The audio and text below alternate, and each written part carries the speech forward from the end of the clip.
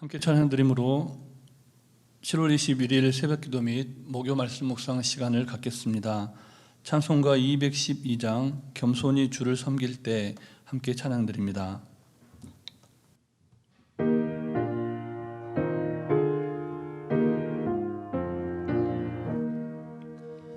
겸손히 주를 섬길 때 괴로운 일이 많으나 구주여 내게 힘주사 잘 감당하게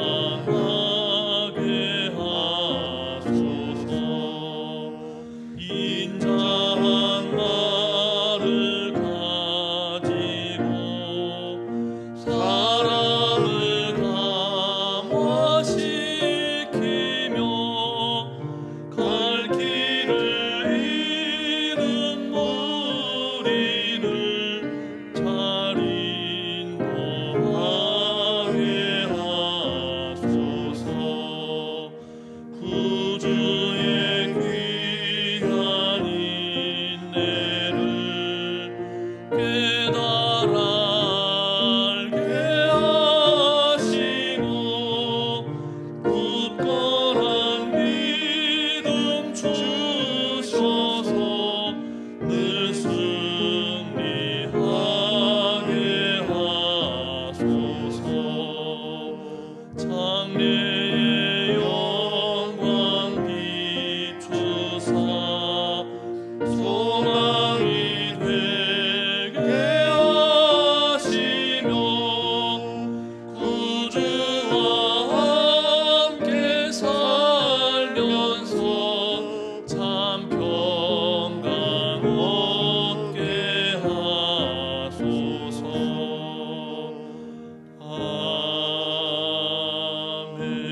아멘.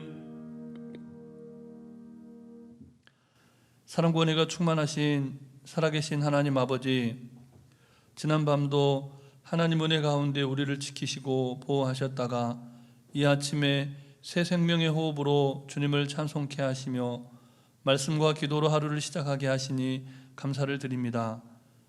오늘 하루도 하나님께서 허락하신 너무나 귀하고 복된 하루인 것을 기억하게 하시고 우리에게 주시는 말씀을 말씀되게 살아내는 하루 되게 하여 주시옵소서.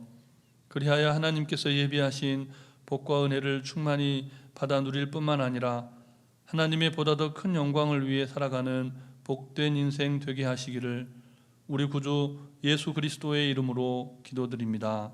아멘.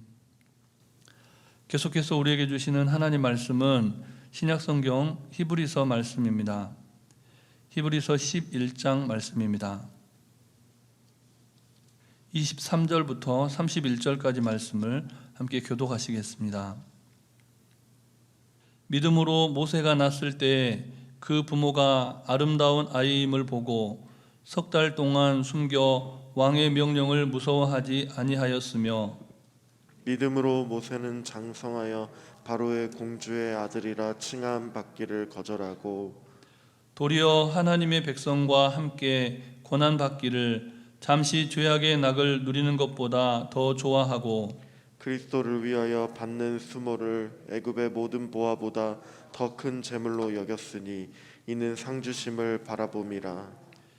믿음으로 애굽을 떠나 왕의 노함을 무서워하지 아니하고 곧 보이지 아니하는 자를 보는 것 같이 하여 참았으며 믿음으로 유월절과 피 뿌리는 예식을 정하였으니 이는 장자를 멸하는 자로 그들을 건드리지 않게 하려 한 것이며 믿음으로 그들은 홍해를 육지같이 건넜으나 애굽 사람들은 이것을 시험하다가 빠져 죽었으며 믿음으로 7일 동안 여리고를 도니 성이 무너졌으며 함께 읽습니다.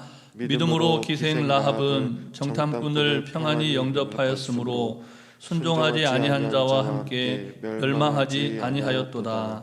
아멘. 바울 사도는 고린도전서 13장에서 믿음, 소망, 사랑 이 세 가지는 항상 있을 것인데 그 중에 제일은 사랑이라고 말씀했습니다. 이와 같은 바울 사도의 가르침에 따라서 오늘 본문을 묵상하다 보면 본문이 말하는 믿음을 이해할 때 소망과 사랑에 관해서도 함께 생각해 보아야 한다는 사실을 알게 됩니다. 이런 맥락에서 본문을 살펴보면 우리는 먼저 모세의 출생과 관련 있는 한 부부의 지극한 사랑을 발견하게 됩니다. 본문 23절 말씀을 다시 함께 읽겠습니다. 믿음으로 모세가 낳았을 때에 그 부모가 아름다운 아이임을 보고 석 달 동안 숨겨 왕의 명령을 무서워하지 아니하였으며. 아멘. 이 출애굽기의 서사를 보면 요셉을 알지 못하는 새 왕이 일어나는데 이 왕은 이스라엘 백성들의 강성함에 위협을 느꼈습니다. 자신이 통치하는 시대에 이스라엘 백성들이 애굽을 전복시키고 그들의 나라로 만들까, 그것을 걱정했다는 겁니다. 그래서 아주 극단적인 정책을 펼쳤는데 이스라엘 가정에 아들이 태어나면 모두 나일강에 던져 죽이라는 끔찍한 남아 억제 정책을 펼쳤습니다. 그것도 이스라엘 백성들에게만 적용되는 원칙이었습니다. 그런데 그 사실을 알면서 그 끔찍한 시대에 레위 족속 중 한 남자가 같은 레위 족속의 여자에게 장가 들었습니다.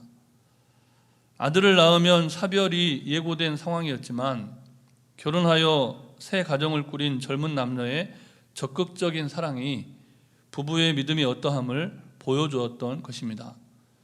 그런 시대에 이스라엘 백성들 간의 결혼은 어떠한 결혼이든지 고난을 전제한 믿음이 아니고서는 이룰 수 없는 꿈이었다는 겁니다.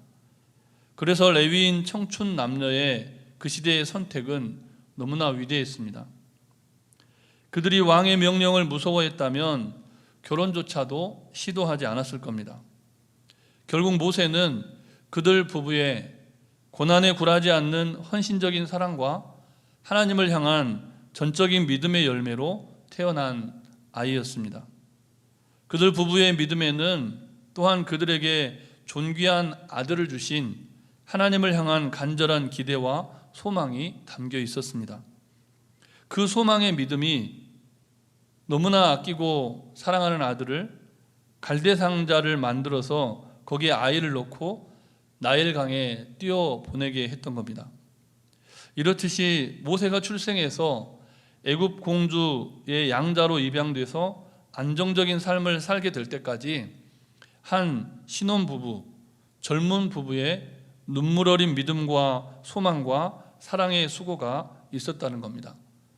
그들의 수고가 메시아를 출산하고 양육했던 요셉과 마리아의 수고와 닮았습니다.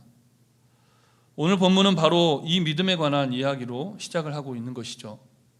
아무쪼록 정말 어렵고 험난한 시대, 자녀를 낳고, 아니 결혼을 주저하게 되는 이런 어려운 시대이지만 아무쪼록 모세를 양육한 레위인 젊은 부부의 믿음과 소망과 사랑으로 자녀를 양육해가는 복된 인생들이 되시기를 주님의 이름으로 축복합니다.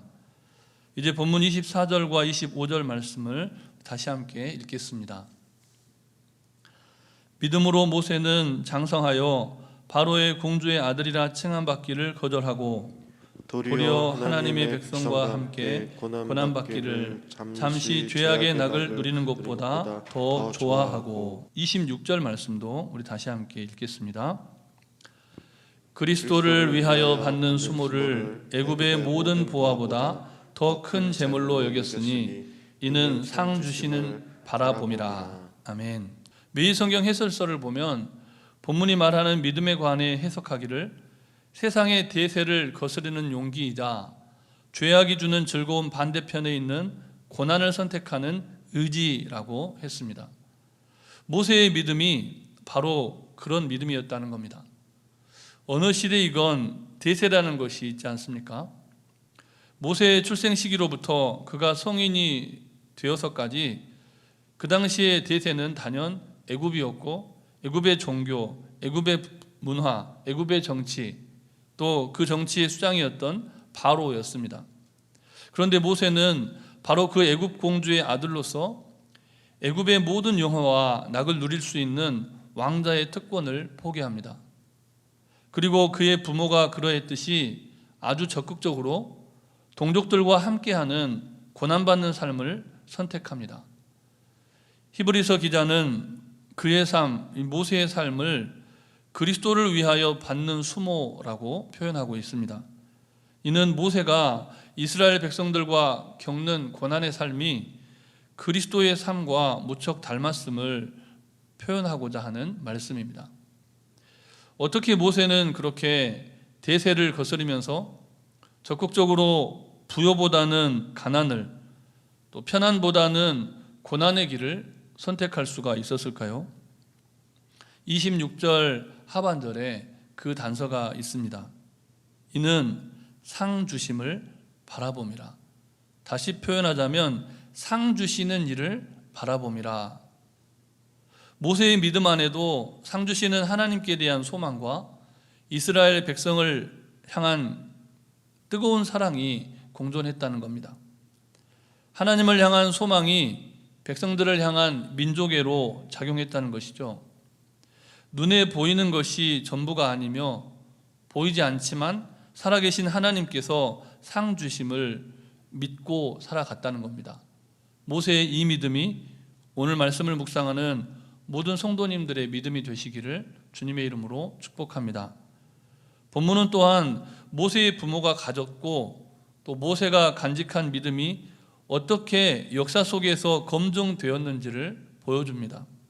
그냥 믿음이 부모 안에서만, 그리고 한 개인 안에서만 머물고 자기 만족적인 믿음이 아니었다는 것이죠. 진짜 믿음과 가짜 믿음은 고난의 풀무를 통과하는 인생의 한복판에서 그동안 믿어왔던 하나님의 말씀, 배워왔던 하나님의 말씀에 대한 태도에서 드러납니다. 본문 27절부터 29절 말씀을 다시 함께 교독하시겠습니다. 믿음으로 애굽을 떠나 왕의 노함을 무서워하지 아니하고 곧 보이지 아니하는 자를 보는 것 같이 하여 참았으며 믿음으로 유월절과 피 뿌리는 예식을 정하였으니 이는 장자를 멸하는 자로 그들을 건드리지 않게 하려 한 것이며. 함께 읽습니다. 믿음으로 그들은 홍해를 육지같이 건넜으나 애굽 사람들은 이것을 시험하다가 빠져 죽었으며. 아멘. 이스라엘 백성들은 하나님의 말씀에 순종했습니다. 그러나 유월절 피 뿌리는 예식을 하찮게 여긴 애굽 사람들은, 특별히 그들을 쫓아왔던 애굽 군대는 장자를 이뤘고 또다시 요단을 가르고 이스라엘 백성들을 건너게 하신 그 하나님을 우습게 보다가 결국은 모두 다 수장되고 맙니다. 애굽으로서는 주력 부대의 상실일 뿐만 아니라 하나님의 권능 앞에 애굽 군사력이 완전히 무력화되는 비굴한 역사적 경험을 하게 되는 순간인 겁니다. 이스라엘의 순종하는 믿음은 여리고성을 정복할 때 더욱 분명하게 드러났습니다. 심지어 오늘 본문은 기생이었던 라합이, 이방인 라합이 그 믿음으로 말미암아 이스라엘 왕과와 예수 그리스도의 조상이 되는 놀라운 역사가 일어났다라고 하는 사실을 가르쳐 줍니다. 하나님을 향한 믿음으로 이뤄낸 역사였다는 겁니다. 마지막으로 본문 30절과 31절 말씀을 다시 함께 읽겠습니다. 믿음으로 7일 동안 여리고를 도니 성이 무너졌으며 믿음으로 기생 라합은 정탐꾼을 평안히 영접하였으므로 순종하지 아니한 자와 함께 멸망하지 아니하였도다. 아멘. 아무쪼록 오늘도 하나님 말씀에 순종함으로써 소망과 사랑 안에서 믿음의 역사를 새롭게 써내려가는 모세를 뒤따르는 인생, 복된 가정이 되시기를 주님의 이름으로 축복합니다. 주신 말씀을 기억하시면서 잠시 합심하여 기도할 때 먼저는 믿음의 역사를 새롭게 써내려가는 성도의 삶, 믿음의 가정이 되도록 기도하시고 질병과 전염병의 근절, 치유와 회복을 위해서 또 교육관 건축과 교회학교 여름사역, 민족복음화와 세계선교를 위해서 잠시 합심하여 기도하시겠습니다.